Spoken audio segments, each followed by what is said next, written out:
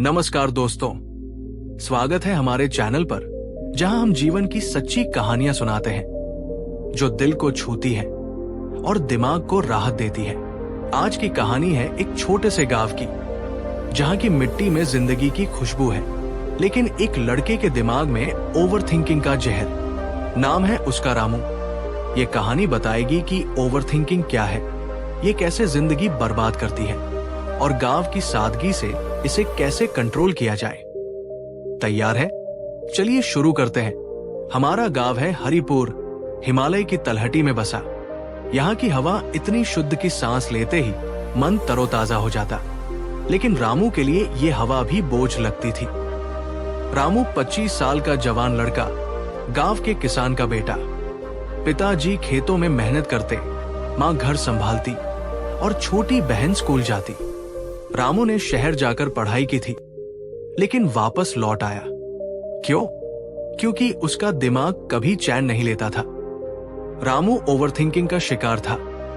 छोटी छोटी बातों पर घंटों सोचता, जैसे कल खेत में बारिश हुई तो फसल खराब हो जाएगी, अगर फसल खराब हुई तो पिताजी क्या कहेंगे, क्या गांव वाले हंसेंगे, क्या मैं कभी सफल हो पाऊंगा।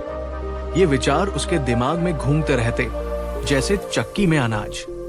रात को नींद नहीं आती, दिन में काम नहीं होता। वो सोचता, क्या मैं गलत हूं? क्या मेरी जिंदगी बर्बाद हो रही है? एक दिन रामू खेत में काम कर रहा था। अचानक बादल घिराए। वो सोचने लगा, बारिश आएगी तो जमीन गीली हो जाएगी, काम रुक जाएगा। अगर काम रुक गया तो शाम तक क्या होगा? पिताजी नाराज होंगे। क्या मैं अच्छा बेटा नहीं हूं?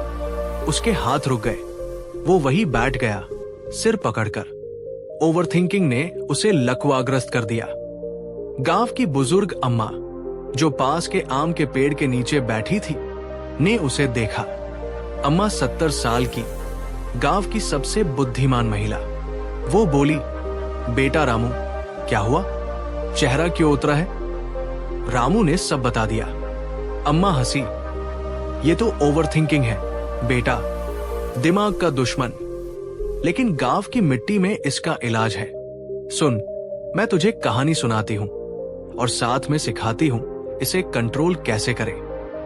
अम्मा ने कहानी शुरू की। बहुत साल पहले हमारे गांव में एक लड़का था, श्याम। वो भी तेरी तरह सोचता रहता। एक बार वो नदी किनारे गया मछली पकड़ने, लेकिन सोचने लगा, अगर मछली नहीं मिली तो क्या मैं असफल हूं? घंटों बैठा रहा बिना कुछ किए। फिर एक दिन गांव के गुरुजी ने कहा, श्याम, जब विचारों का तूफान आए तो खुद को डिस्ट्रैक्ट कर, कुछ और काम कर ले। रामू ने पूछा, कैसे अम्मा? अम्मा बोली, देख, गांव में कितने काम हैं। खेत में जाकर बीज बो, नदी में नहा या बच्चों के साथ खेल। विचारों से ध्यान हटाओ। रामू ने ट्राई किया। अगले दिन जब विचार आए, वो उठा और गांव के मंदिर गया। वहां झाड़ू लगाने लगा। काम करते करते विचार कम हो गए। वो सोचा, वाह, ये काम करता है। लेकिन ओवरथिंकिंग आसानी से नहीं जाती। शाम को रामू घर लौटा। मां ने कहा, बेटा, कल गांव में मेला है, तू तैयारियां देख। रामू सोचने लगा, अगर मैं गलत करूं तो क्या? लोग क्या कहेंगे? फिर से विचारों का जाल। अम्मा ने अगली सुबह रामू को बुलाया। बेटा, आ, नदी किनारे चले। वे नदी के पास बैठे। अम्मा बोली, जब दिमाग भागे तो सांस पर ध्यान दे, गहरी सांस लो। रामू ने किया, लंबी सांस अंदर बाहर।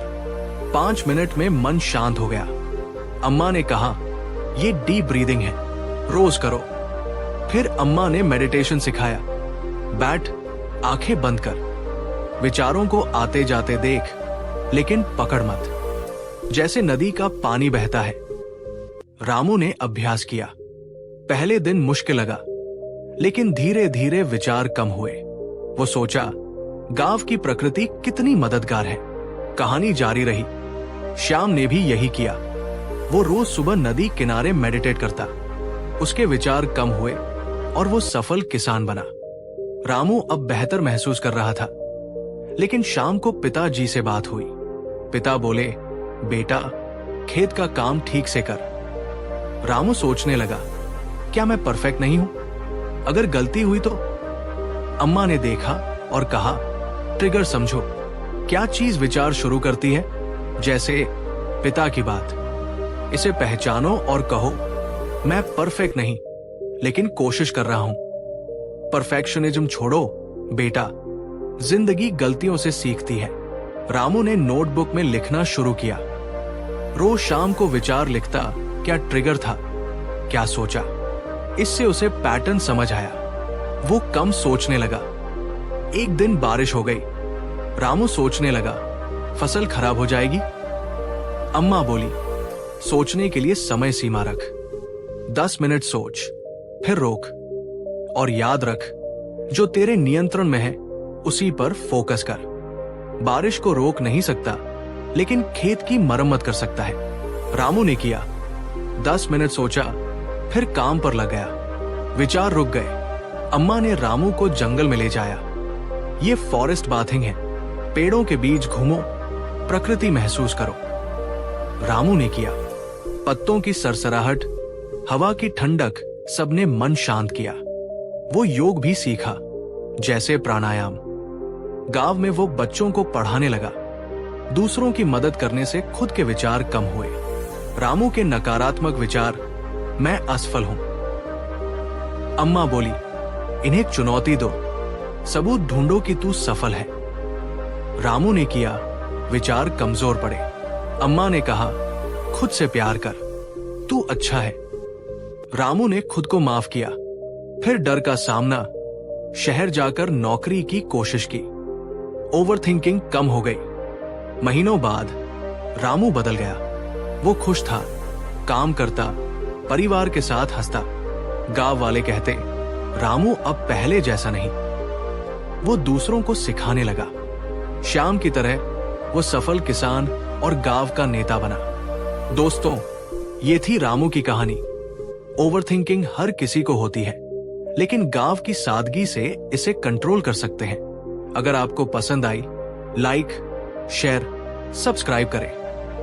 कमेंट में बताएं, आप ओवरथिंकिंग कैसे कंट्रोल करते हैं।